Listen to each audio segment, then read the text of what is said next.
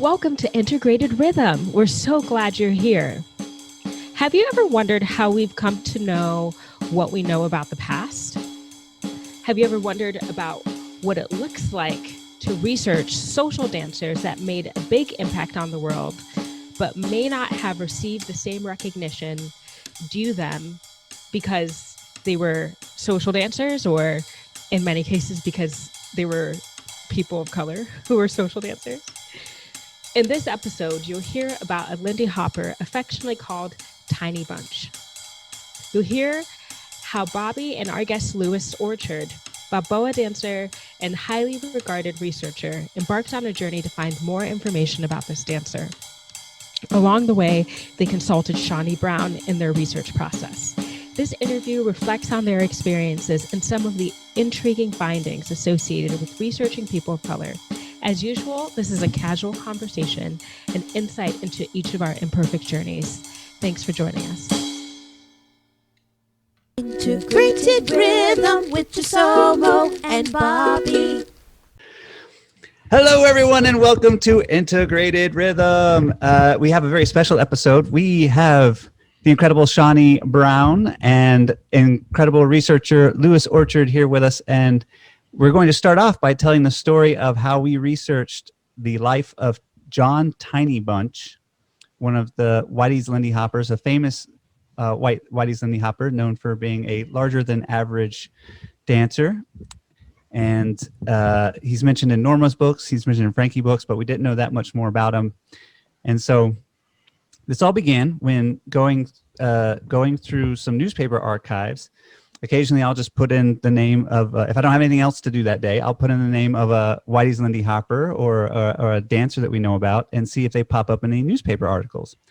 And very rarely does that actually provide much. Like if they were in a Harvest Moon Ball, they might pop up in the finals listing, and then a smaller number of those will pop up in the winners listings of that year. But that's oftentimes the only places where the names of these Whitey's Lindy Hoppers appear in a newspaper. However, we found this one advertisement for a show that was touring in a place called Wilkes Bar, Pennsylvania. And we'll talk a little bit more about Wilkes Bar. But in the advertisement, at the very bottom, it said in huge letters, John Tiny Bunch. And I'm actually going to read the specific description on the ad. The actual ad says, Wesley Tiny Bunch, the Wilkes Bar colored heavyweight doing a Lindy Hop dance with Gertie Green. And that right there is a really interesting sentence to read. So first off, it shows that, okay, that's most likely talking about the Tiny Bunch we know. Second of all, the Wilkes Bar person implies that that's his community. And indeed, when you look through the rest of the newspaper archives, we started seeing a lot of ads from this one town's newspaper, the Wilkes Bar newspaper, and it would mention this John Bunch throughout a lot of these articles. And so we started finding interesting things like a tennis match mentioning this person's name or a football match mentioning this person's name. And so we started to realize that John Tiny Bunch, the Lindy Hopper, had grown up in a small city whose newspaper knew of him and were printing lots of stories whenever, he did something notable in the community. So this was not only in his own community when he was playing tennis or football, it was also when he was a Lindy Hopper coming through town later, and they would post up, ads and such about John, about this John Bunch. And so that's when I hopped on and asked Louis Orchard if he could please help me, master researcher Louis Orchard. So I went to Louis. And I think it's worth mentioning that I'm not a Lindy Hopper, so I had never heard of Wesley Tiny Bunch. But this is no problem for me because I am always fascinated to find out about a dancer. And I'm always especially interested to find out about a dancer that Bobby puts my way. And my approach is kind of different from Bobby's, because I just kind of go, I don't know who this person is. Let's see what we can find out. And I just go straight in for finding anything at all I can about this person. I don't care what it is. I just want to go kind of full family history. Actually, I tend to go, who are they? Where were they born? How old were they? Anything at all I can find, and then see what I can glean and glue onto an actual person rather than an idea of who they might be.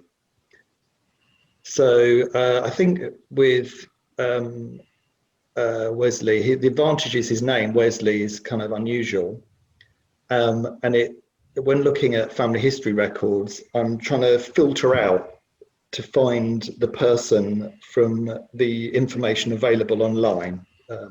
If anyone's ever done any family history, they'll be aware of all the records you can look at. And I have a lot of experience doing this in fashion history and also family history myself. So one of the things that's interesting doing this with a Lindy Hopper you've never heard of, especially a dancer of colour, is you come across a different research experience. So Wesley's name, to me, would be slightly tricky in the UK because it's actually more common. Like the name is more familiar. However, when I was looking at it in American records, it was more unusual, and it was actually quite easy to locate him and his family in the Wilkes barre area. We knew where he was from, and immediately you could get an insight into him because you could see it was a small family. A census record from, I think I found every decade there's a census, if people aren't familiar with this, an American census, which lists family members, their ages, where they were born.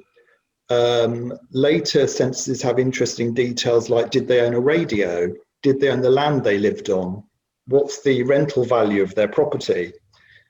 It's all a little bit stalkery, you get this information, and you can then start using it to ensure that you've got the right person by comparing it with other information. Here it wasn't too difficult because we knew where John Wesley was from, so you could find the Bunch family at an address in Wilkes Barre. But another reference that I use is draft cards, because they also give a home address and details of the person. And in Wesley's case, I think it records his employer from memory. I need to check this. And it indicated the correct employment. So you can start tying information to make sure you've not got the wrong person, because in research, it is so easy to get carried along on a sort of imaginative history that you're creating yourself with the wrong information. Family history is classic. There's so many names, so many people. You think you've got an unusual original name. You haven't. My name, Lewis Orchard. There's several of us. But gradually I started piecing together some facts about this person, where they were from, and we were able to then tie them in with his high school record. And that's where I was trying to direct myself to, because I know from experience that high schools is where you can get photographs. In this case, we found some good yearbooks for, is it pronounced Coughlin? Yeah, I don't know if it's, it's either Coughlin or Cowlin, but it's a Coughlin kind of place. Yeah. By the way, I don't know if that's the actual way I spelled it. I just rattled that off the top of my head. Yeah, I'd like to revisit pronouncing the names of places in a minute, because this is an interesting issue. Anyway, this high school had a yearbook, like many do, and luckily we had some of the yearbooks for the years that Wesley attended this school, and there were some interesting photographs. So I'm looking through the sports section, looking for him in there, and he wasn't in there. There was a dance club, but he wasn't photographed in that either. There was a very problematic photograph of a minstrel group. And we know that I think I'm right in we think he performed in a minstrel group, but yes. He didn't. Go on, Bobby. Yes. So the minstrel group was, such a fascinating picture because first off, American high schools like this one had a minstrel group, which I was not aware of. Another thing is interesting is in the photograph, this is not a segregated school. This is a northern school. And the minstrel group has both white and black teenagers in it as a popular art form at the time. And one of the most striking articles that we found in the hometown newspaper was this review of a show that was put on by a local minstrel group, is the way the article phrased it. And they mentioned that the highlight of the show was John Wesley Bunch's dancing. And so John Wesley Bunch danced in that minstrel show, and it made, by the way, this, you can go and see this article that was the ultimate result of this, the life of John, of Tiny Bunch. You can find that on songover.com, by the way. But where you can see these photos there. And so basically there's that happening in this article. And then further research showed that indeed it was the local high school's minstrel group performance that the article was talking about. So, looking at these photos, there's usually photos of the graduating students. I think that's how you describe them, with portraits. We didn't have the year that he graduated, but there was a class photo for the lower years. As a European researcher, I'm always confused about sophomore years and high school years and whatever year. I've no idea, getting used to that. But there was an amazing photo that I love. I'll see if I can get Bobby to publish a full copy of the whole photo. It's a double-page spread of the whole school. And you're looking at this black dancer. You're looking for a 6-foot large black dancer in this predominantly white high school. And there's this enormous group of people. And there he is, right at the back, hanging off a lamppost, or like an ornamental light fitting. And it is the most striking image. It said a lot to me about my experience of doing this research and looking for him in a photo as a white person. And there he was. It's really lovely when you find someone like that. It makes them very real. And I say, I'm not a Lindy Hop dancer, I'm a barre dancer, so I'm not familiar with a lot of the Whitey's dancers, although I'm more so now. And it was so wonderful finding a picture of him as a person at school, not a dancer, but just him sort of hiding out there in this group photo. We've all been in these kind of photos, and some of us like to lurk at the back, some of us like to be at the front. I know I kept looking, and you'll notice I keep using different versions of his name, which is partly because I'm slightly unsure of what his full name is, because it's used in different ways, John Wesley Tiny Bunch. And one of the ways I research is I use all the variations, because different publications and points in his life, he does use these names differently. So you can actually find different information by searching under all these different variations. I think he was using Wesley more when he was playing tennis, for example. And in fact, I searched using different name combinations and found a picture of him in I think it was the YMCA group he was in. And there's a picture of the YMCA, I think it was the black division of the Wilkes bar YMCA. And that's a great example of one of these stories that we uncover when we're researching is, there's, in one article, so John Wesley Bunch's father was very well known in this town. So much well known that in his obituary, which we found through newspaper archives, his obituary took up half of the page of the front page of the paper. And so and in that obituary, they mentioned all the amazing things that his father had done for the community, including founding the Black YMCA in town. And so then you're like, okay, the Black YMCA had to be founded because why? And so then you do the more research and you realize because the white YMCA did not allow Black people. And so you have, the story unraveling in this town about American history, especially in this like small Pennsylvania city, as you go through looking for this information. So there's this great photograph of him in the tennis group, again, hanging out the back in the middle of this tennis photograph when he's younger. And the funny thing from my end of this experience is that I'd spent a couple of weeks, delving around John Wesley and his family. I looked more into the details of his background because something that was curious to me was why was this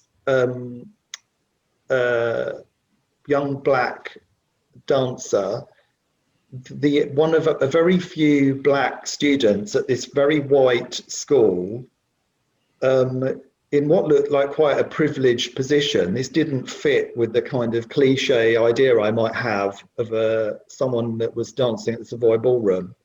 And you looked at it, and his father was a tip staff at the local court. So that's not what you're expecting from this story. You start digging in, and I actually started looking at his family background, his parents, his grandparents. And this is not an area I've got any knowledge in whatsoever. So I was having a very amateurish look at this because it was fascinating. I noticed that his family had been renting a farm in the 19th century, late 19th century, and then the census recorded them owning it. And I was very curious as to how that route had occurred. So I started looking at how this area responded to its Black population.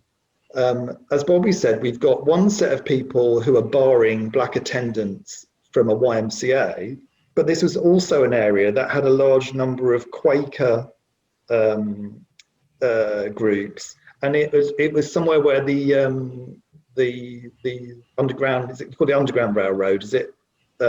Was operating through this area.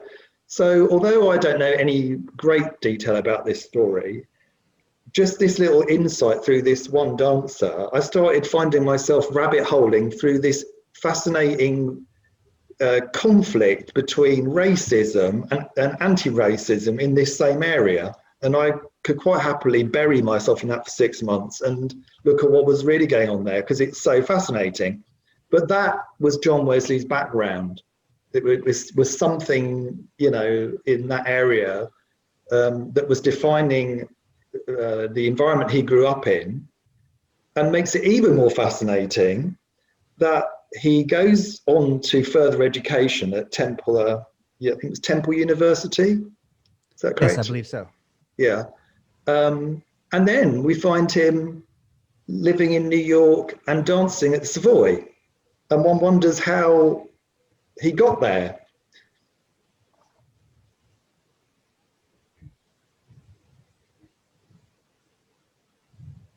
Just checking in to make sure it's Temple University. Yeah. Yes, Temple. Yes. Yeah, Temple. So when we found out that he was at Temple University, a little bit of research showed that Temple University was actually one of the more or most diverse, mostly white colleges at the time. I don't think there was any real true diverse college at the time. You either had Black universities or white universities that were becoming a little bit more diverse. And so Temple University in Philadelphia was one of the more diverse at the time. And so then after college, or 4 years passed, we don't know what his college experience was like, but that 4 years later, he's back in Wilkes Barre.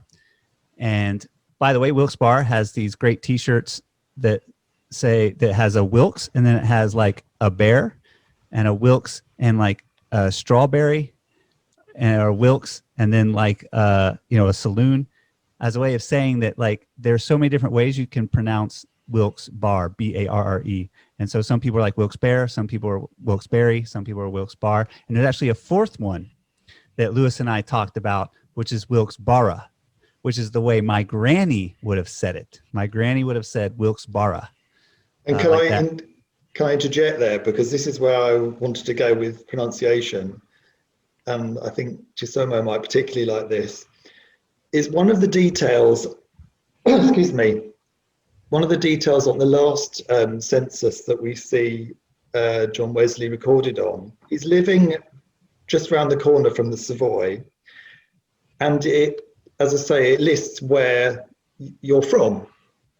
And written in the space is Wilkes-Barre, spelt incorrectly, but with borough.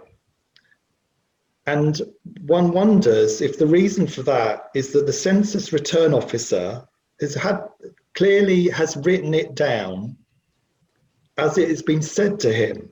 Orally. He's not spelling it, orally. So either Wesley himself or somebody describing it as Wesley had described where he was from has orally said Wilkes-Barre, and the census officer, not knowing what town that might be, has written it in.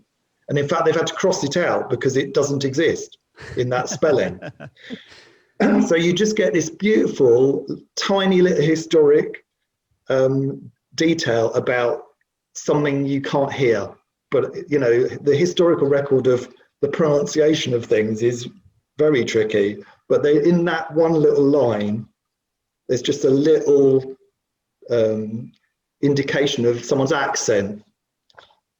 And one thing I should mention specifically why I was harping on the way my granny said it is because I grew up in Georgia, and something that's been an ongoing story in researching, especially the Savoy Lindy hoppers, is the fact of the Great Migration and how many of these Lindy hoppers came from Southern families, including John Bunch's family. They came from North Carolina, we found out.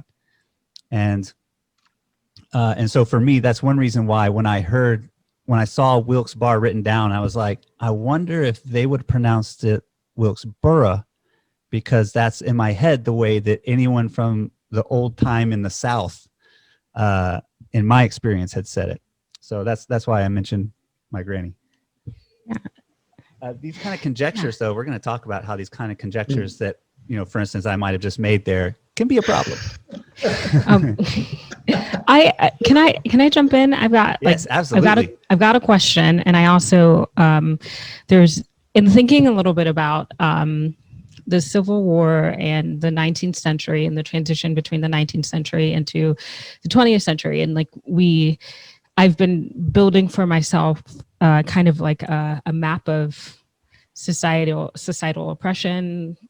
So as you talk about the ebb and flow in the North of like what was understood to be okay, like specifically with Tiny Bunch, his family was regarded and respected, but there was also a sense of injustice in that they couldn't go to the YMCA, and you have this incredibly gifted athlete that couldn't exist in what would have been the white YMCA. And anyway, so I was reading an article, and the article was about the Civil War. And so the quote that seems to fit in here is, as history inarguably demonstrates, life for free African Americans in the post-bellum North was subject to just as many miseries and injustices as in the South. And although one region outpaced the other in the formal abolition of slavery, neither was immune to the informal perpetration of inequities established by slave trade.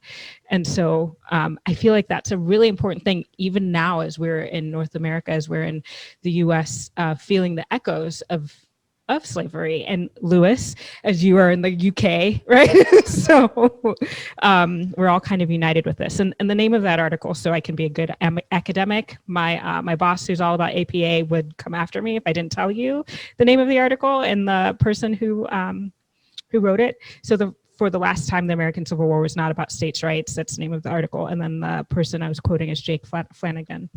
So there you go. Nice. Thank you for that. Yeah, no problem. But I think that that kind of like ties into what we're talking about. Like, we think in the North that things were sorted out, and in some ways they were, and then in some ways they weren't. And so you have a thought, Shani? And then yeah, I was actually, it goes back to Lewis was talking about the region had been part of the Underground Railroad prior to the Civil War. And I think that's one of those layers of the North being progressive in that moment. But then once the Civil War is over and you have that migration, once they become confronted with the physicality of actual Black people in their spaces more, then you see that shifting kind of going back and forth that you're talking about of oppression. If there aren't a lot of Black people in your spaces, you're willing to help them out in some ways. But if suddenly you're confronted with a threat of a lot of new people, you interact with them differently. And I think that's also talks to how that generation or those changes happened over time in that region. Yeah. Yeah. And then my other question, and this may or may not be relevant, but it's, you said that researching a Black dancer is a little bit different. And so I'm assuming that the difference is between researching Black individuals as compared to white individuals, Black dancers as compared to white dancers. So could you explain why it was a little bit different? And then also, you mentioned that you are a fashion person, but you didn't really emphasize how incredible you are in that. So I personally, I know, Lewis, you and I have actually not ever had this conversation, but your reputation precedes you. But I'd like for you to tell our audience, us, a little bit more about you and why you have such a robust background in researching and kind of following these rabbit trails and so on. I'd like to cover first the why researching a Black dancer is different from a white dancer, because that's just in my mind first. And so I'll describe both these as two separate things, so you can edit which way around you want to go. But just because the Black dancer thing is just in my mind, because so researching a Black dancer from a white dancer has been a fascinating and continues to be a fascinating thing to do, both as a researcher and also just as a human being, because it is so revealing about so many layers of things, from just simple things that look like they're one thing or another, or vice versa. So some examples. If I look at, I've been looking a lot at barre dancers in California, and I can look at a dancer there. I can usually find a family in a house. They'll be there for 3 decades. I can trace a continuous line. There's often a direct lineage to a European origin that you can follow. That's one experience. I'm looking at the Lindy hoppers I've looked at. The nature of where they're living is different. I'm seeing families where they're in an address for a very short amount of time. This might also be to do with the fact they're living in a city, but I'm seeing a different kind of movement around the place. It's much more changing. You'll see somebody in an address, the next year they're not there. I've seen dancers that are sharing space with each other. In one example, it's just a different, I don't know what it means, but you see different information. A very specific example is draft cards are fantastic for swing dance historians. They come in 1941. They obviously only cover male dancers who've drafted, but they give you height, weight, which are great if you're trying to identify people. They're a good clue. They give you an address. They give you a relationship with somebody and an employer, and you can compare these with information from censuses to identify people. And the other thing they do that you never come across in a European record is they record your skin color. And they record your skin color regardless of your race. So white has a range I think it's one of them is ruddy. There's fair. I've got it right here. Let's see. Oh, We've Yeah. got complexion from the lightest to the darkest, I assume. Sallow, light, ruddy, dark, freckled, light brown, dark brown, black. And this is this is Tiny Bunch draft card. For those of you can see this on the article, on the Swung Over article, but for those of you watching, that's not helpful at all either. But it has sallow has a line across, and then light brown has a check mark. So maybe they had a few different checking style things. that's interesting. So it might say somebody like, I am light brown but sallow, like I might have like that sort of more yellow skin tone than somebody who's light brown and just light brown, or maybe my aunt is freckled and light brown, so they might have indicated that in some way. Oh wow, details, I guess, maybe. Yeah, and it's an interesting thing because part of me is massively uncomfortable with that as a record, and then part of me, and this is part of something that I'm looking at, which I think reflects how we are living at the moment with a response to racism, and then looking at racism historically, is racism has got its own history and it changes.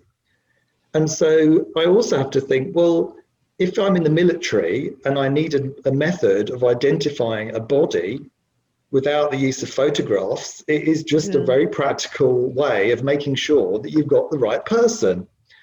So is it racist? Is it not racist? It's a very complicated piece of recording from a time that we know had racism in it. As a researcher, it's very useful because it's awful, but it's a way of being able to sift through information. In the census, the race is also recorded rather more brutally from it's white, Negro. I've seen Mexican, mulatto, and a couple of other descriptions. But as a search tool, if I'm trying to find a black dancer in New York, where there might be, 400 James Flynns, I can use it as a tool to narrow that down to 15 people who I can realistically check. It's a very peculiar relationship with a very complicated and problematic way that people are recording and reducing people to statistics.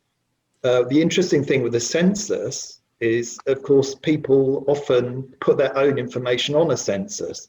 So that adds another layer of I filled in a census form myself. However, I also discovered looking at censuses that sometimes they didn't.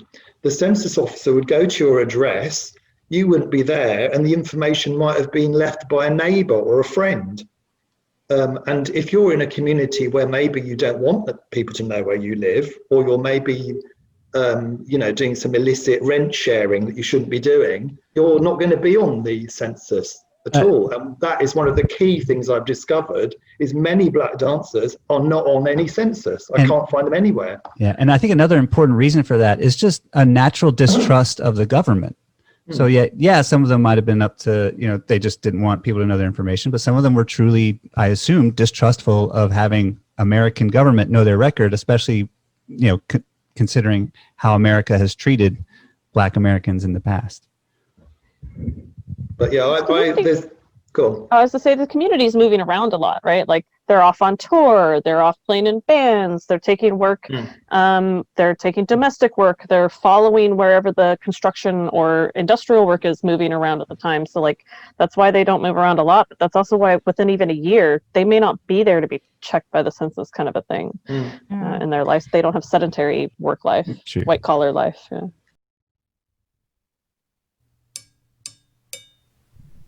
Hey everybody, this is Bobby White from Integrated Rhythm. We're here to ask you to please consider donating to the podcast. You can do so by going to patreon.com/integrated rhythm. You can do so by Venmoing at Bobby Swungover. And make sure to put a little IR in the note so we make sure it goes to the right people. You can also do so by PayPaling at Bobby White 3, and once again putting a little IR in the window there. Doing so will help us keep this podcast going, and we love doing it, and we hope you love it too. If you can't afford to donate at this time because times are rough, we totally understand. We don't want you to put yourselves out. We want you to keep enjoying the podcast for free. However, if you have a little bit of pocket change in your pocket, we would greatly, greatly, greatly appreciate it. Thanks and have a great day. And I know that the accuracy of information, like if you're talking about birth dates and all this other stuff, is also really interesting. I mean, I know I can speak from my family's perspective. Like we just national registration cards and keeping track of people is a rather new idea within Zambian history because of like we just became independent in 1964. That's in memorable history. Like my mom was alive before that. And so dates and things and all of that can be recorded, maybe not always accurately. Going back to Bobby's idea of like why, like who benefits from having that information, and historically who has benefited.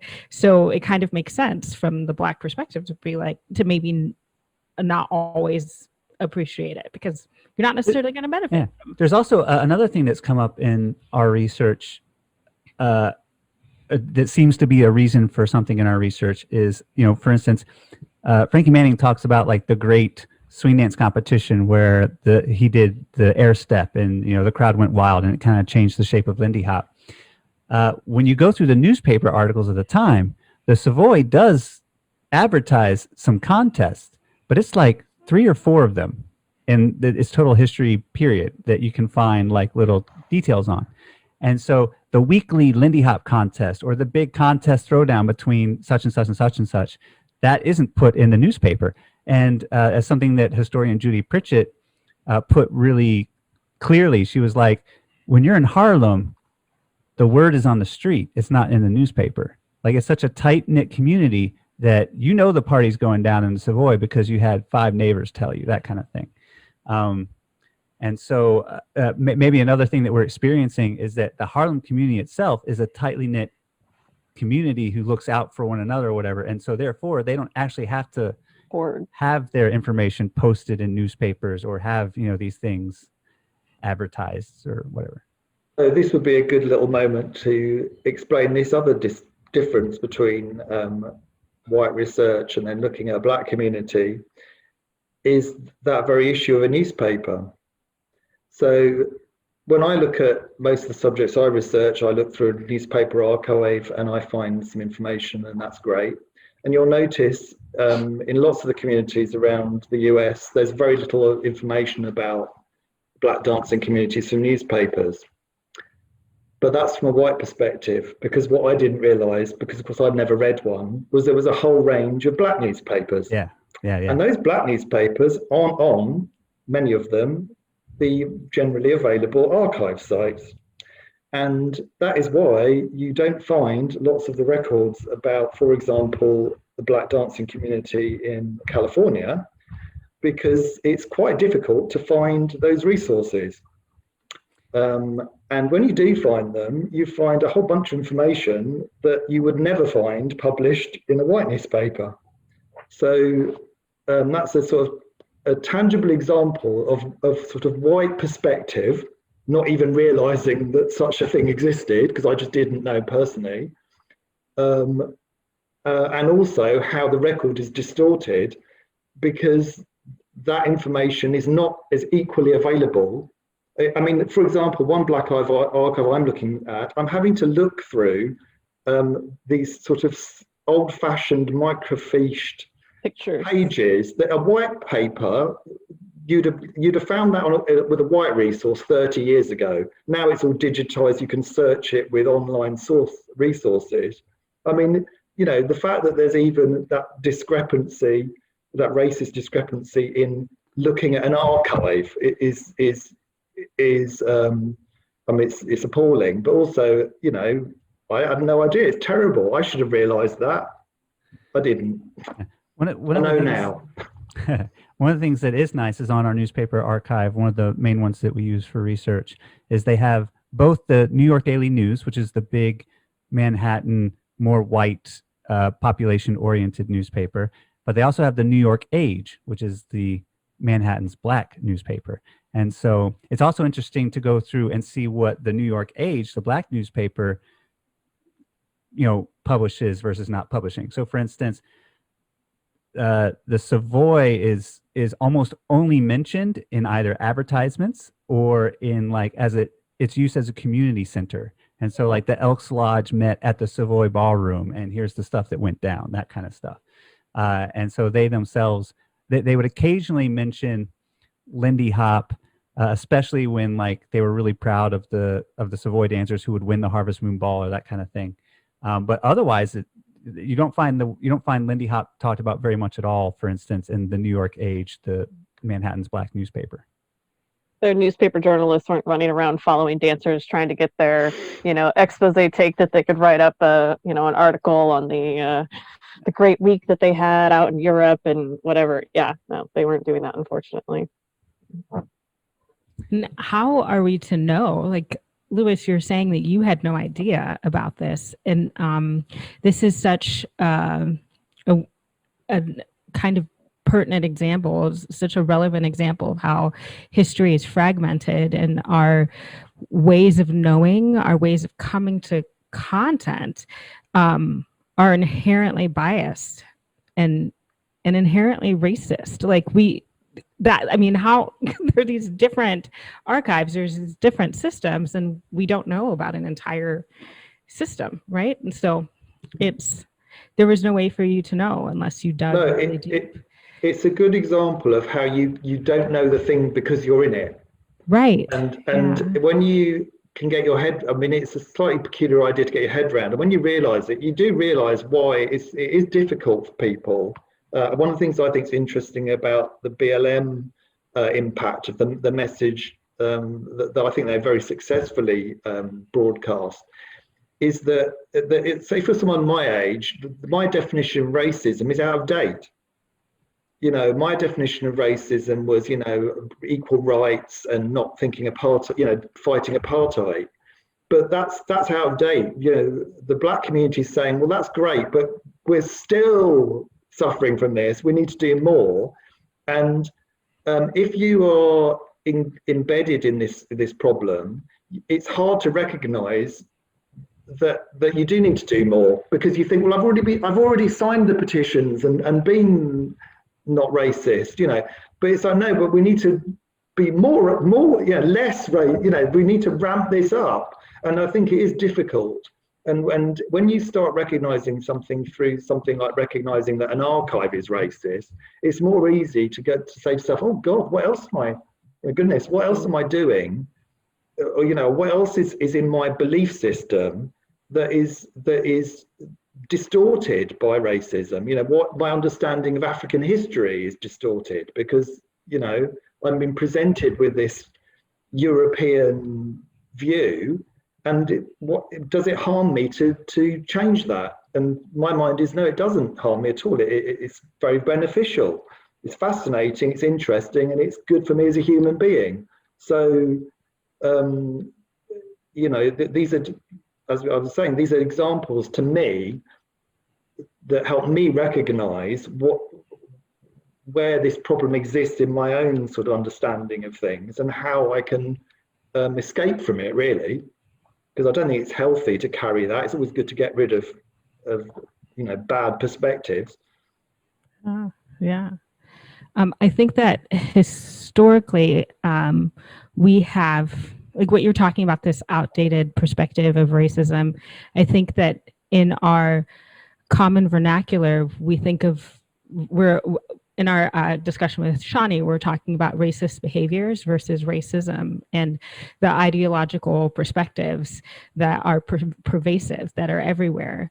And so whenever we want to impact change in our community, we look at things that can be measured, right? And so with apartheid, there's a clear distinction between what people between access to things, right? And so we saw that with segregation, with apartheid, that like even thinking about the YMCA in this case, right? So there's the same place with two different patrons with two different experiences and two different levels of access in terms of resources. And so all of those things are quantifiable. And so we're thinking about like, what are the things that we can quantify?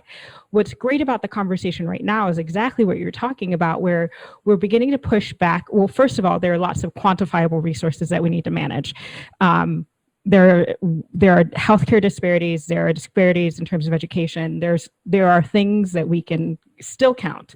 But beyond that, when we have relationships where that are interracial and we have experiences that are multicultural, people are thinking like, but I'm not racist because I allow myself to exist in these different spaces. But that's not the issue. The issue is more nuanced than that. It has to do with personhood, and it has to do with who is expected to, who has access to certain things, who has access to the broad spectrum of their humanity, whose life is normal, what is center, and when we think about So I'll stop there. I have lots of rants, but I'll stop there.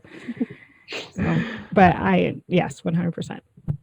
I guess something I'd love to kind of end on is maybe talking a little bit about what it means for Lewis and I as non-Black people to be researching Black history and Black culture. And, so some of the things that, we talk about, or some of the things that have come up are like, first off, how careful we have to be with conjecture, because our conjecture is coming from a very specific cultural lens. So for an example of that is like, like I mentioned earlier, where like, okay, well, I can conjecture that they might have pronounced Wilkes Barre a certain way because that's the way that my Southern relatives would have pronounced it, which is that's a pretty big conjecture. And just that I, as a historian, you're picking up, what you're doing is you're picking up a puzzle piece. You don't get all the puzzle pieces in the box when you buy it, right? You find a puzzle piece here and you find a puzzle piece there, and you try to see how they link together, and how you have to be careful trying to link them together, because I don't know what John's life was like. And we can read all these things. We can determine all these things from facts. Like, he had a lot of relatives close to him die, and in fact his mother and father and grandmother were all dead before he was like in his mid-20s, right? So we can gather he probably had a really shitty mid-20s, like he's probably had a very tragic outlook at that time. And then you see him moving to Harlem, and so you're like, okay, well, is he moving to Harlem to like get away from tragedy? Is he moving to Harlem to get away from a predominantly white town? Does he want to go to a place that's where he's going to see people more like him? You have all these reasons why he might move there, and maybe I've seen too many like Marvel movies and want this like origin story to be like this beautiful thing, when in reality we just don't know what his life was like going over there. Another thing that we have to be careful of is how much we uncover and how much we tell of what we uncover. So for instance, like, it's really exciting for us to be like, oh my God, we got this piece of information and this piece of information and this piece of information. But let's say that a descendant of John Bunch, who's alive today, finds this article. Are they going to feel like, excited that their relative is like coming to light in this particular group of people? Or are they going to feel like their privacy is invaded? Yeah, I don't know. So those are some things that I've been thinking about. Well, and the fact is that you can't change who you are. So the story is being told from a white person's perspective. Like, so that's another thing that's hard in this, right? That it's just the inevitable fact that it's the lens that you'll look through, right? It is the inevitable lens that you look through, but not all academic historians take a chance at putting other lenses in front of their face to see what they've missed. And I've been very proud, honored to know the two of you that do that. That knowing that you have a certain lens, because other people will come out there, I have my lens, this is what I've discovered, I'm going to put it out there.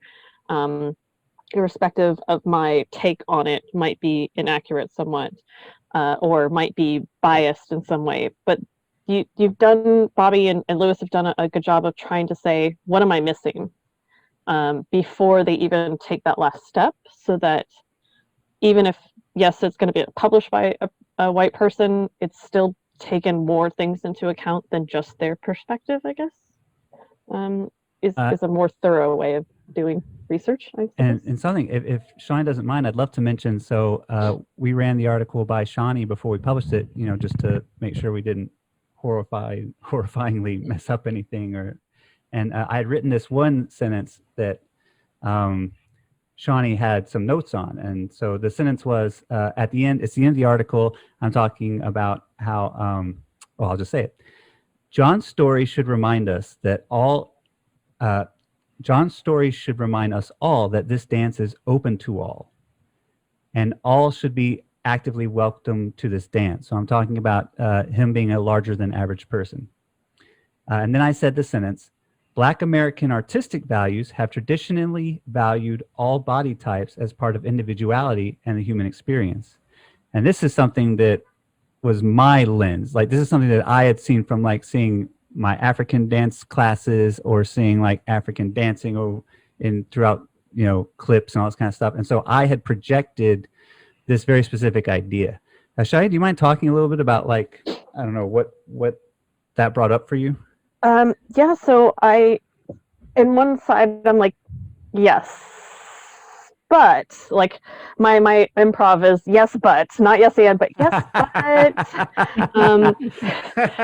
but but you're also looking at a much shinier, nicer, healthier side of what the Black community puts out, and not what's internalized in the Black community, where yes, there is a range of body types, and yes, there is often celebration of a range of body types within our community, but there is still a lot of pressure, internalized, sort of white biases that we have that make small framed people more valued in the community, different skin colors, like we talked about colorism being valued in the community, and that even varies depending on what parts of the African community you're talking about.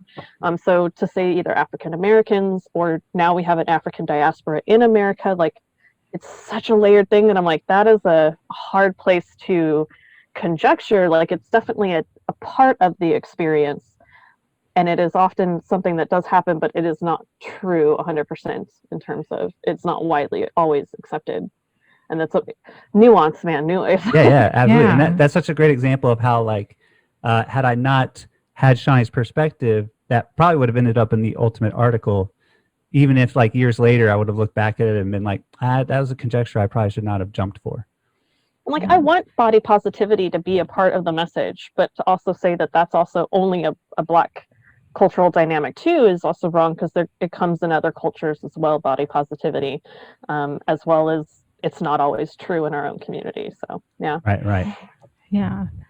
And recognizing the power that history has and the storytellers, right? And so, Shani, to your point, Bobby and Lewis take intentional care in their power as storytellers and in their power as white men. And so we can't separate them from their whiteness, but by virtue of exposure to different perspectives and asking questions, we can start to see things in a more nuanced way. And so as a whole picture on all sides. Yeah. Different parties. And same with history. When you're talking about, we were talking about the original Balboa dancers in the other episode with Shani, that Bobby reminded us that racism was still there. It would be really tempting to hear the story and be like, wow, what a multicultural space. There was no racism.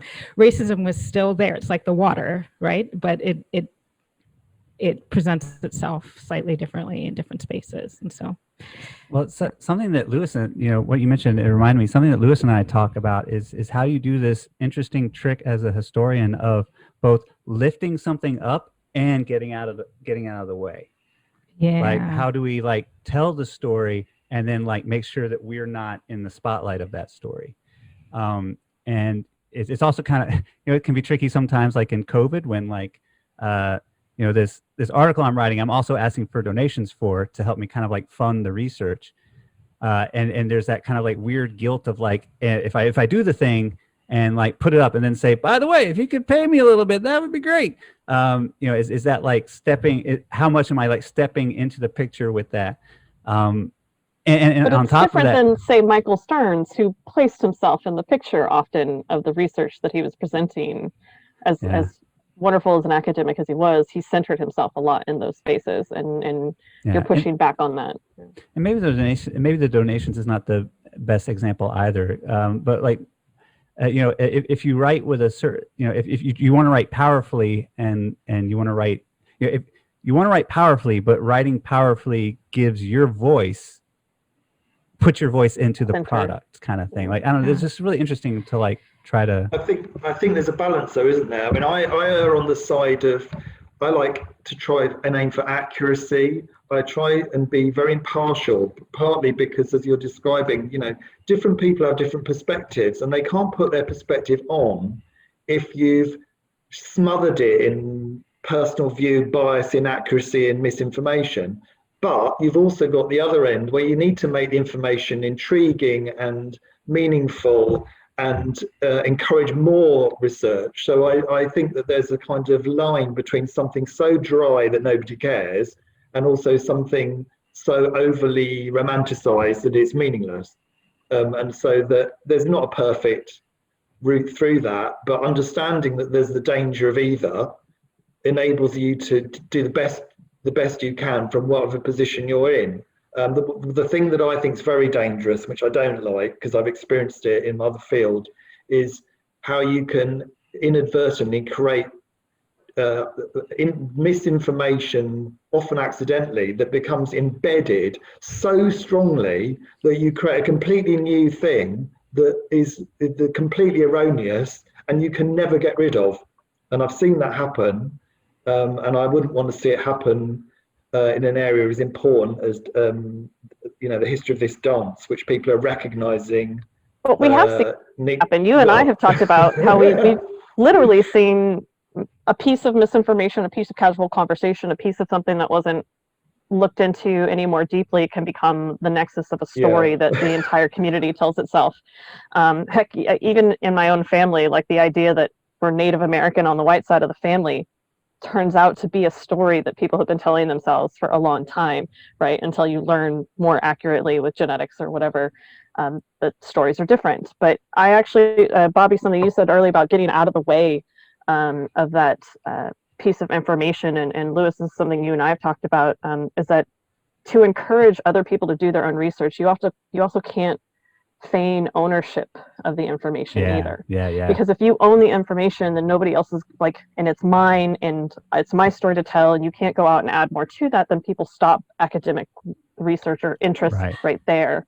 So it's important that like we get these stories out there, but not in such a way that like, this is my story to tell, that then other people can't learn more from it. It's the same way with me and Willie. Like, it's my experience with Willie is mine to tell, but him and his history and his research is his story that many people can go out and excavate. And I have many pieces, but there are other people with pieces that shouldn't be, quieted, and there's still more to find. And Shani, I think that was my point about not being able to separate yourself from your whiteness. Like you have your vantage point, and when I think about the concept of unconscious bias, we do our best to try to uncover our biases and uncover our perspective, but there's still layers of ourselves that we don't always realize. And there's still, because a lot of the talk about unconscious bias leads us to believe that we can rid ourselves of bias, but we can't. We cannot rid ourselves of bias, but what we can do is acknowledge and state what we know of ourselves, what we know to be true about history. And Bobby and Lewis, you are doing that. And by asking these questions, what is missing? My colleague asks the question, who benefits? And I love that question. And then also when we think about dismantling systems of oppression and our role in that, there's also the question of what is the cost? What is it going to cost me personally to engage in this fight? And it's not just what is it going to cost me now. And I think this is what I was trying to get at earlier. Like, we want to have a checkbox. We want to say, oh, I did the thing. This thing cost me my time on December 25th, 2020.